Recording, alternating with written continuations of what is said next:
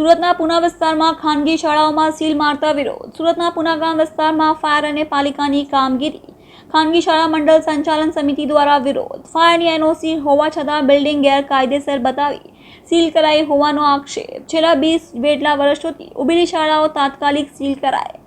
પાલિકા કમિશનર અને કલેક્ટર પોતાનું પદ બચાવવા માટે કામગીરી કરવાના હોવાના આક્ષેપ। વિદ્યાર્થીઓના ભવિષ્યની અમને ચિંતા છે એટલે તમામ સગવડ રાખી છે શાળા સંચાલક મંડળ।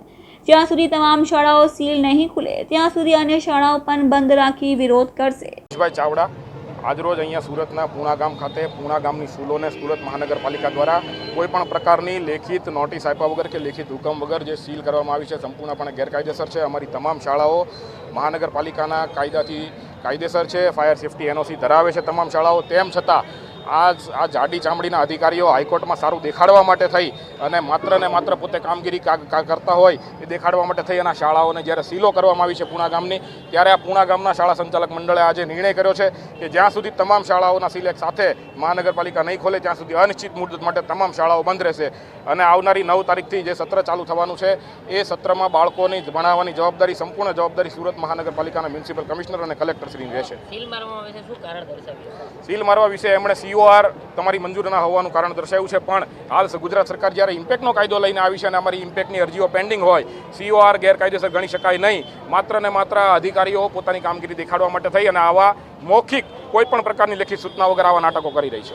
રઘુ સાવલિયા રામદેવ વિદ્યાલયમાંથી છું અને હાલમાં જે નોટિસની કાર્યવાહી જેને કારણે વિદ્યાર્થીઓ અટકાશે, વાલીઓ અટવાશે, કારણ કે 10માનું રિઝલ્ટ આવી ગયું, 12માનું રિઝલ્ટ આવી ગયું, તો વિદ્યાર્થીઓ માહિતી લેવા આવતા હોય અને નમો લક્ષ્મી યોજનાના અંતર્ગત જે ફોર્મ ભરવાનું ચાલી રહ્યું છે અને 2 દિવસનો જેમાં ટાઈમ આપ્યો છે, આ બધી કામગીરી અટકાશે તો વહેલી તકે આ બધા સાથ આપી અને યોગ્ય કાર્ય કરશો।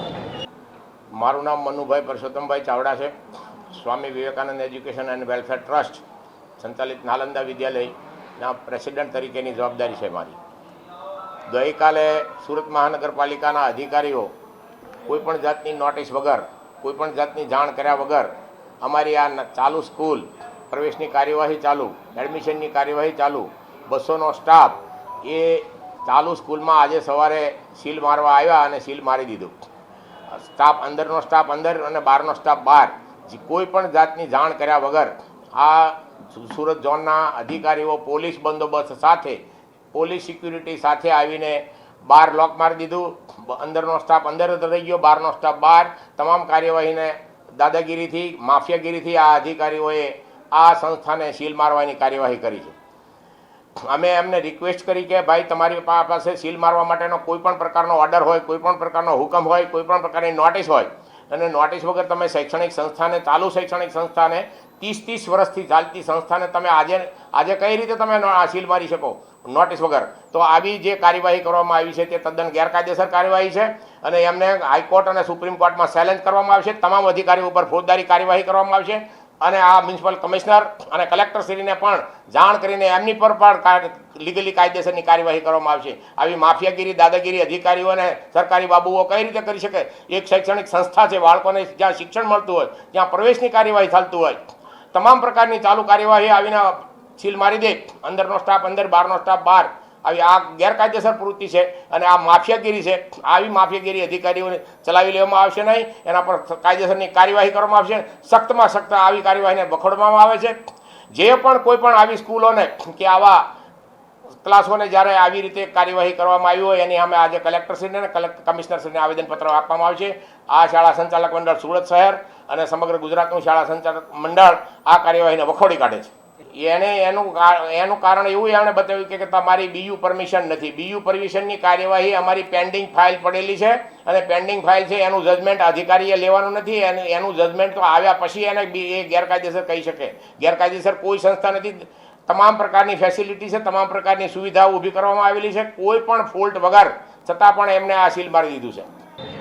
તંત્ર અચાનક જાગૃત થયું છે રાજકોટ જે ઘટના બની ત્યારબાદ, પરંતુ કોઈ પણ પ્રકારની આદેશ કે સૂચના વગર રાત્રે 7 વાગે, 8 વાગે, 8:30 વાગ્યા સુધીમાં સીલ મારી દેવા એ યોગ્ય બાબત નથી। કોઈ પણ પ્રકારનો સંજોગ અમને આપ્યા નથી, કોઈ પણ પ્રકારનો સંકેત આપ્યો નથી અને પૂના ગામની તમામ સંચાલક મિત્રો અહીંયા ઉપસ્થિત છે અને એક સાથે બધી સ્કૂલોમાં સીલ મારી દેવો એ યોગ્ય બાબત ગણાતી નથી, જેમાં બાળકોનું ભવિષ્ય અટવાય છે. 10 અને 12નું રિઝલ્ટ હમણાં ડિક્લેર થયું છે, કોલેજના ફોર્મ ભરવાની કાર્યવાહી ચાલુ છે. સાથે સાથે સરકારે પણ નમો લક્ષ્મી યોજનાના માત્ર 2 દિવસ અમને ફાળવ્યા છે, તો 2 દિવસની અંદર આ કાર્યવાહી છે અમે કરી શકીએ નહીં. હાલ અત્યારે સ્કૂલોમાં સીલ મારવું એ કાર્યવાહી પણ યોગ્ય ગણાતી નથી, તો એના માટે અમે અહીંયા ઉપસ્થિત થયા છીએ.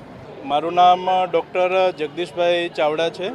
ગુજરાત રાજ્ય શાળા સંચાલક મહામંડળના ઉપાધ્યક્ષ અને સુરત શહેર શાળા સંચાલક મંડળના મંત્રી તરીકે હાલ સેવા આપું છું.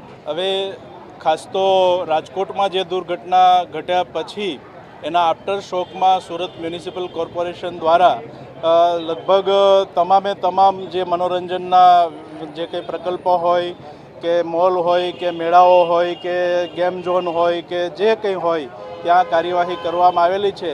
પણ શાળાઓ કે જે સતત ફાયર સેફ્ટીની ચિંતા કરે છે, બીયુ પરમિશન માટે ચિંતા કરે છે, કે જે કંઈ સરકારના આદેશો છે કે સરકારની કામગીરી છે એમાં 100% સહયોગ આપે છે, આવી જે સમાજની સાથે રહીને કામ કરતી સંસ્થા એને કોઈ પણ આગોતરી જાણકારી આપ્યા વગર કે કોઈ પણ પૂર્વ નોટિસ વગર એ શાળાઓ બંધ કરવા, સીલ મારવાની જે કાર્યવાહી થઈ રહી છે એ બિલકુલ અયોગ્ય છે અને અમે સંચાલક મહામંડળ સખત શબ્દોમાં વખોડી કાઢીએ છીએ. અને સાથે સાથે આ વિષયને લઈ અને અમારું મહામંડળ, સુરત શહેરનું મંડળ અને બાજી જે શાળાના સંચાલક મંડળો સાથે મળીને માનનીય કલેક્ટરશ્રી, માનનીય શિક્ષણ મંત્રીશ્રી અને સરકારના જે તે અધિકારીઓને અમે મળી અને રજૂઆત કરીશું. અને અમારો આશય બહુ સ્પષ્ટ છે કે અમારી શાળાઓમાં અભ્યાસ કરતા બાળકોની સલામતી એનાથી અમને પૂરેપૂરા વાકેફ છીએ, એનાથી અમે ચિંતિત છીએ. એમાં તંત્રને જ્યાં પણ યોગ્ય લાગે એમાં અમે પૂરો સહકાર આપીશું.